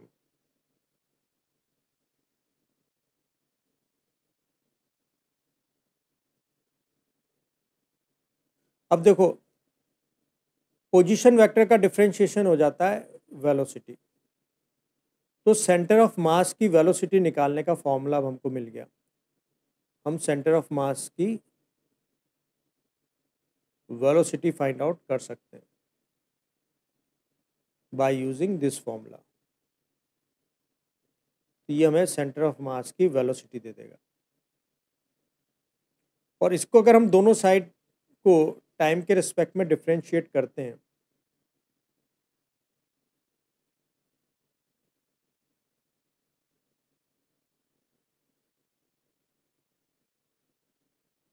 तो तो देखें वेलोसिटी का डिफरेंशिएशन बन जाता है एक्सेलरेशन।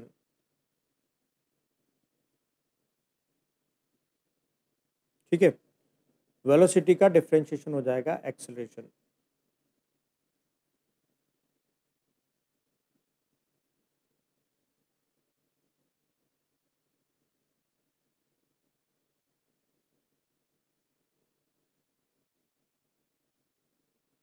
ठीक है, तो हमारे पास ये फॉर्मूले आ गए, देखो है ना।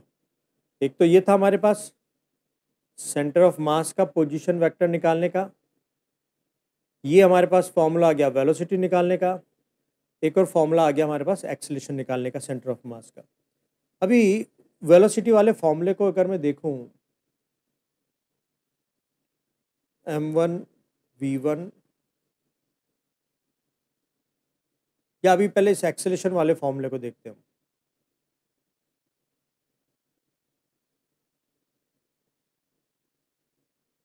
इसमें अगर ये नीचे जो डिनोमिनेटर है टोटल मास है रिजिड बॉडी का, इसको मैं टोटल कैपिटल M लिख सकता हूँ, और मैं उसको right hand left hand side में ले जा करके ACM से मल्टीप्लाई कर देता हूँ।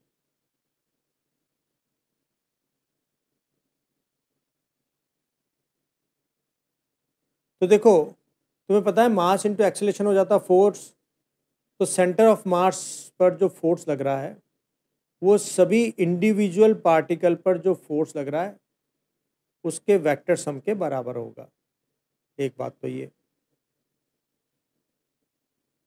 दूसरी बात हमको पता थी VCM, वो तो हमारे पास m1v1 अप टू mn/vn और डिवाइडेड बाय टोटल मास। अब अगर मैं इस टोटल मास को भी लेफ्ट हैंड साइड में ले जाऊं तो ऐसा हो जाएगा, और ये हो जाएगा सेंटर ऑफ मास का लीनियर मोमेंटम।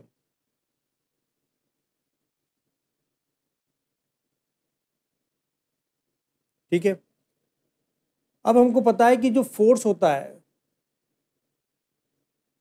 वो डीप लीनियर मोमेंटम का डिफरेंशिएशन होता है विथ रिस्पेक्ट टू टाइम। अब अगर सिस्टम ऑफ मास पर टोटल एक्सटर्नल फोर्स यानी किसी रिजिड बॉडी पर एक्सटर्नल फोर्स ही जीरो लग रहे हो, मतलब सेंटर ऑफ मास पर टोटल फोर्स ही जीरो हो, तो इसका मतलब लीनियर मोमेंटम का डिफरेंशिएशन कितना हो जाएगा, जीरो। और किस चीज का डिफरेंशिएशन जीरो होता है, जो होती है कांस्टेंट। इसका मतलब linear momentum of centre of mass will not change if there is no external force acting on the rigid body. तो इसी को हम बोलते हैं लॉ ऑफ कंजर्वेशन ऑफ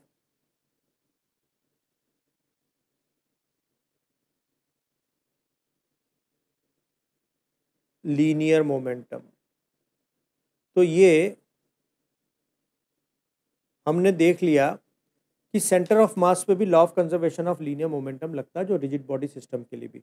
तो अभी हम लोगों ने क्या क्या देख लिया, हमने देख लिया position vector of centre of mass, position और velocity of centre of mass, acceleration of centre of mass, और साथ ही साथ law of conservation of linear momentum is applicable on the system of particle also. यहाँ तक कोई दिक्कत हो तो बताएं, अगर क्लियर है तो हम आगे कंटिन्यू करेंगे। अब इस पर बेस्ड क्वेश्चंस देखेंगे। सुनो,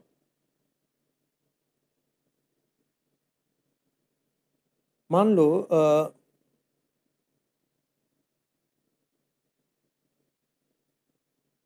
ये एक्स और वाई एक्सिस है, हमारे पास तीन डिफरेंट पार्टिकल्स हैं।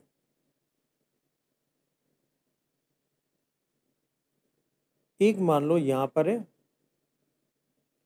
और एक मान लेते हैं यहाँ पर है, और एक यहाँ पर है। ये इस तरफ जा रहा है विथ वेलोसिटी ऑफ 2 मीटर पर सेकेंड। ये मान लेते हैं ये नीचे जा रहा है 4 मीटर पर सेकेंड से, और ये ऊपर की तरफ जा रहा है मान लेते हैं 3 मीटर पर सेकेंड से। ठीक है, और इनके मास जो हैं ये है 1 kg का, ये है 2 kg का, और ये है 3 kg का, और इनके कार्टेशियन कोऑर्डिनेट्स जो हैं वो मान लेते हैं ये है -4,0 पर, ये है मान लेते हैं 3,4 पर, इसको हम सपोज कर लेते हैं 0,-2 पर। अब मैं जानना चाहता हूँ number 1, what is the velocity of centre of मास। ये जो पिक्चर हम देख रहे हैं वो t = 0 सेकेंड पर है, और फिर मैं जानना चाहता हूँ RCM। एक तो t = 0 सेकेंड पर और position vector of centre of mass at t = 2 second पर। तो अभी मैं आपको करने के लिए दूंगा थोड़ा सा टाइम, एक बार ट्राई करके देखें, फिर हम डिस्कस करेंगे।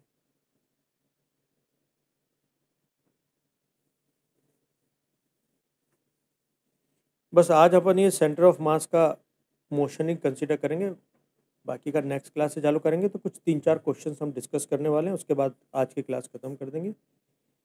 फिर कल वाली क्लास में हम आगे के जो टॉपिक्स है वो डिस्कस करेंगे। तो तुमने फर्स्ट ट्राई कर लिया होगा, तो फर्स्ट हम डिस्कस करेंगे सेंटर ऑफ मास की वेलोसिटी।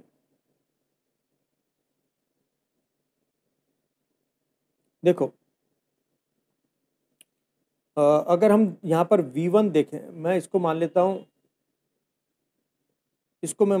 सपोज M1, ये हो जाएगी हमारे पास V1, और ये हो जाएगा X1 Y1, ये हो जाएगा M2, ये हो जाएगा V2 X2 Y2, this is M3, this is V3 X3 Y3। ठीक है, अभी यहाँ पर देखो V1 जो है वो पॉजिटिव I में जा रहा है, तो ये I कैप हो जाएगा।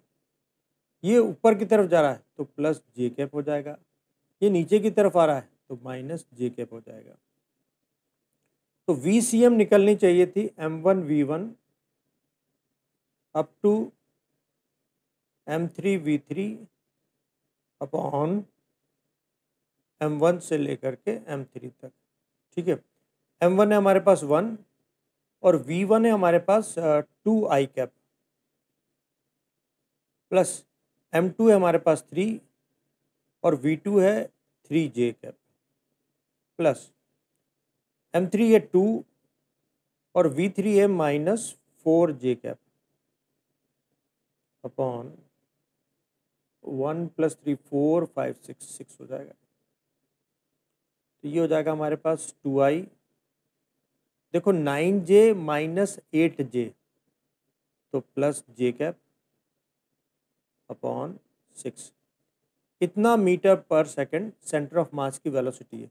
तुम्हारा अगर राइट है आंसर तो राइट लिखें, और रॉन्ग है तो रॉन्ग लिखें, और क्लियर है तो बताएं। नेक्स्ट, 0 सेकंड पर सेंटर ऑफ मास का पोजीशन वेक्टर बताना है।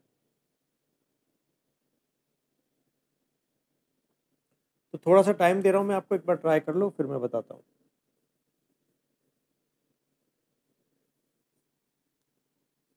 तुम चाहो तो वो XCM YCM से भी जा सकते हो या डायरेक्ट R से भी जा सकते हो, M1 R1 से भी कर सकते हो। मुझे RCM निकालना होता है 0 सेकंड पर, तो RCM एट t = 0 सेकंड। तो मैं इसको कर सकता हूँ M1 R1 plus M3 R3 upon M1 से लेकर के M3 तक। M1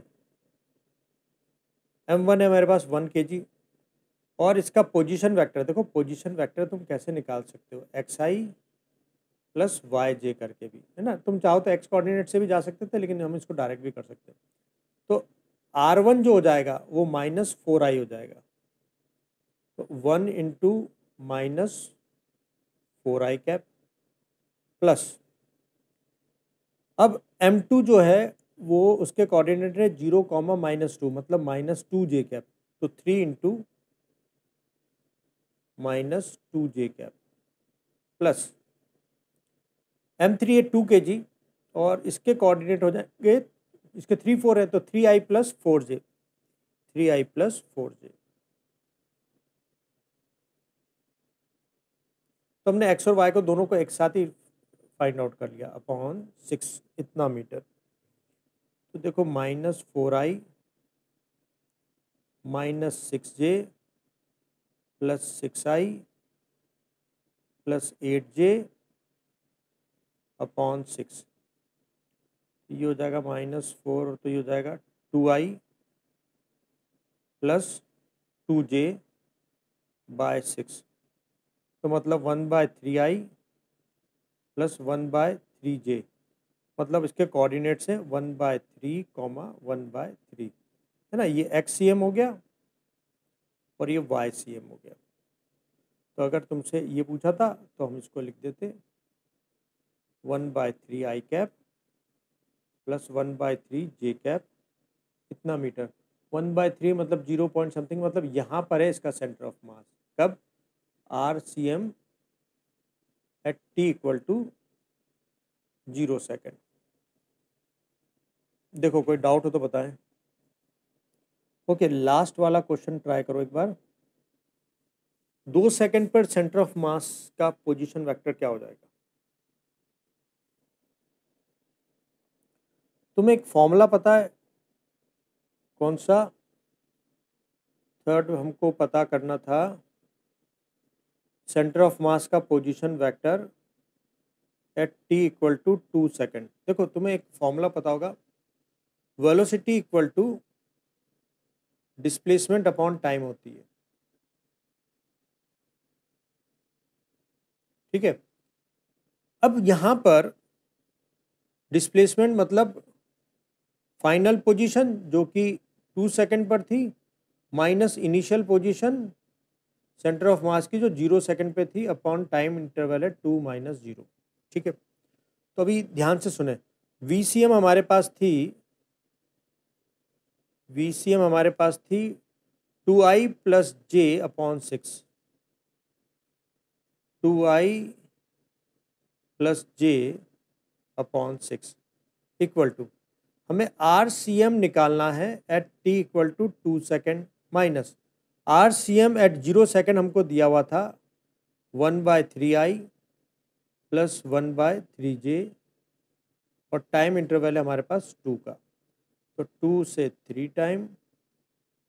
अब 3 को यहाँ से क्रॉस मल्टीप्लाई कर देते हैं, 2i + j equal to 3 RCM at 2 second minus 3 यहाँ मल्टीप्लाई हुआ तो i - j बचेगा, ये उधर आएगा, तो 2i + i + j + j equal to 3 RCM at 2 second.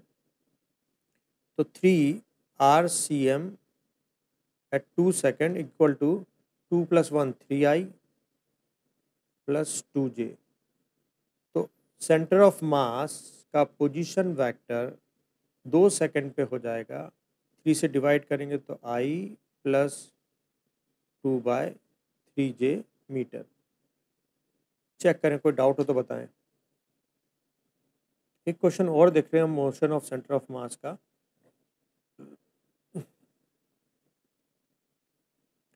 देखो एक आइडियल पुली, इसके ऊपर से एक स्ट्रिंग गई, यहाँ पर हमारे पास मास है 3 kg का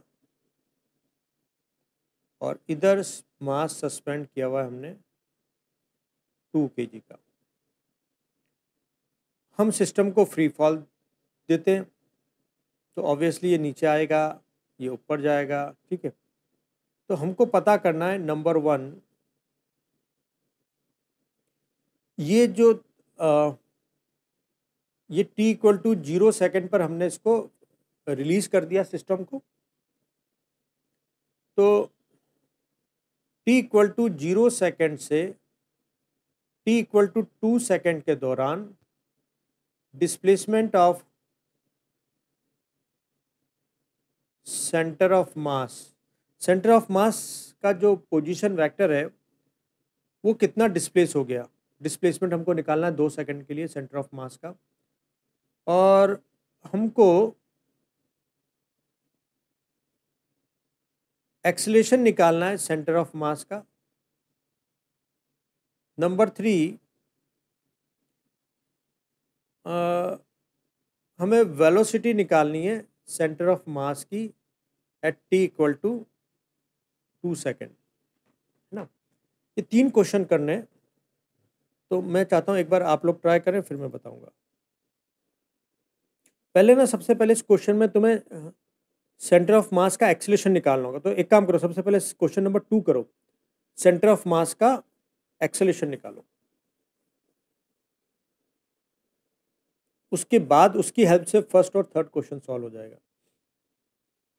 अब देखो, मैं तुम्हें यहाँ सिखा रहा हूँ कि हमने वहाँ जो इक्वेशन सीखे थे ना, ये कांस्टेंट एक्सेलेरेशन मोशन है, तो v equal to U plus A T, S equal to U T plus half A T square और V square equal to U square plus 2s, वो यहाँ पर भी लग सकते हैं। सेंटर ऑफ मास के लिए भी हम उसको अप्लाई कर सकते हैं। जैसे फर्स्ट क्वेश्चन इक्वेशन हो जाएगा V C M equal to U C M plus A C M into T. तो इस वाले फॉर्मूले से 2 सेकंड पर सेंटर ऑफ मास की वेलोसिटी आ जाएगी। सेंटर ऑफ मास की इनिशियल वेलोसिटी 0 है क्योंकि हमने इसको रेस्ट से रिलीज किया है, तो 2 सेकंड पे final velocity v equal to U plus A T से निकाल सकते हो। तो उसके लिए पहले a निकाल लो, उसको 2 से मल्टीप्लाई कर देना, तो तुम्हें वेलोसिटी मिल जाएगी सेंटर ऑफ मास की 2 सेकंड पे। तो सबसे पहले ACM निकालो, हम उसको फिर चेक करते हैं।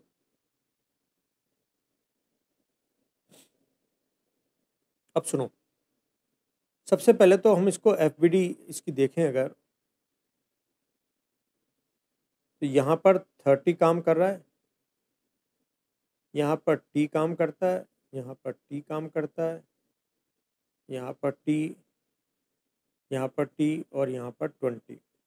तो इस सिस्टम नीचे जा रहा है A एक्सेलेरेशन से और 2 kg जाएगा ऊपर A एक्सेलेरेशन से। तो अभी हमको जो इक्वेशन हम सॉल्व करना जानते हैं लॉज ऑफ मोशन से, इसके लिए अगर मैं इक्वेशन बनाऊं तो 30 minus T equal to 3a, और उसके लिए बनाऊंगा तो t minus 20 equal to 2a। दोनों का ऐड कर देते हैं, ये कैंसिल, 10 इक्वल टू 5a, तो a इक्वल टू हो जाएगा 2 मीटर पर सेकेंड स्क्वायर। ठीक है, लेकिन अगर जैसे मैं 3 kg को फर्स्ट पार्टिकल मान लूँ तो m1 इक्वल टू 3 kg और a1 इक्वल टू, देखो ये नीचे जा रहा है तो माइनस 2j मीटर पर सेकेंड स्क्वायर, और यहाँ पर जो ये a2 है इट इज़ 2j मीटर पर सेकेंड स्क्वायर, और हम m2 मान सकते हैं 2 kg को। ठीक है, तो ACM निकालने का हमारे पास फॉर्मूला है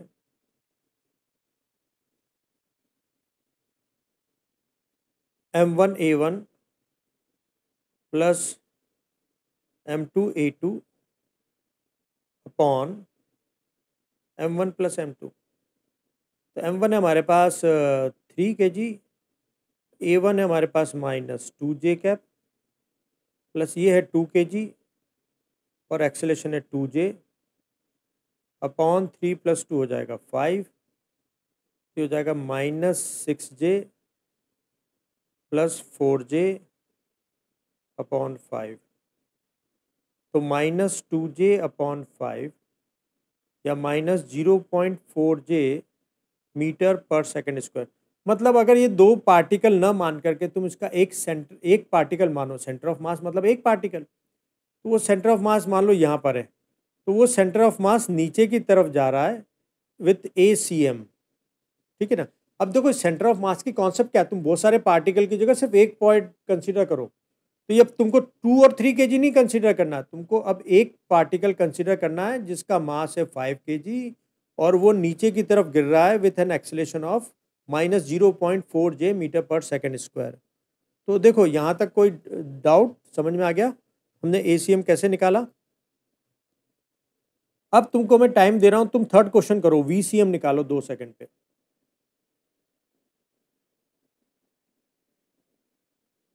देखो हमारे पास एक इक्वेशन है V equal to U plus AT। देखो सिस्टम रेस्ट पर था, मैं इसको CM के लिए यूज कर सकता हूँ, सेंटर ऑफ मास के लिए। UCM जीरो हो जाएगा, क्यों? इनिशियली दोनों पार्टिकल जीरो वेलोसिटी से थे, तो सेंटर ऑफ मास की वेलोसिटी जीरो हो जाएगी।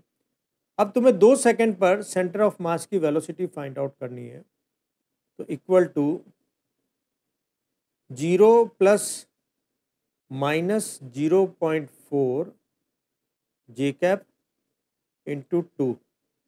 तो सेंटर ऑफ मास की velocity at t equal to 2 second will be minus 0.8 J metre पर सेकेंड। चेक करो, देखो कोई डाउट, अगर राइट है तो राइट लिखेंगे। इसके बाद तुम 2 सेकंड में सेंटर ऑफ मास का डिस्प्लेसमेंट कितना हुआ वो फाइंड आउट कर दो। तो आज के लिए लास्ट क्वेश्चन है बस, उसके बाद हम क्लास एंड करेंगे।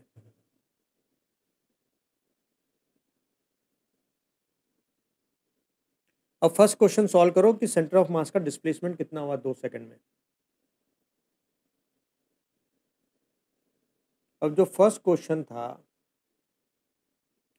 कि हमें displacement of centre of mass find out करना है इन 2 सेकंड, ठीक है ना। तो हमको पता है डिस्प्लेसमेंट का एक फॉर्मूला होता है, displacement equal to ut plus half AT square, है ना। इसको अपन सेंटर ऑफ मास के लिए यूज कर सकते हैं।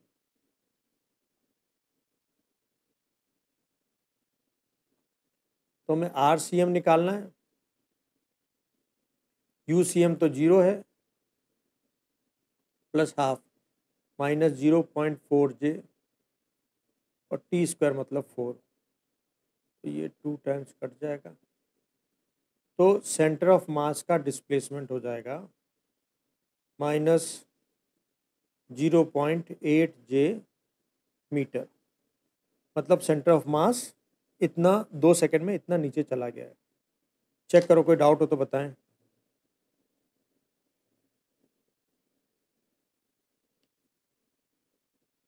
क्लियर है तो फिर आज की क्लास हम यहीं पे एंड करेंगे।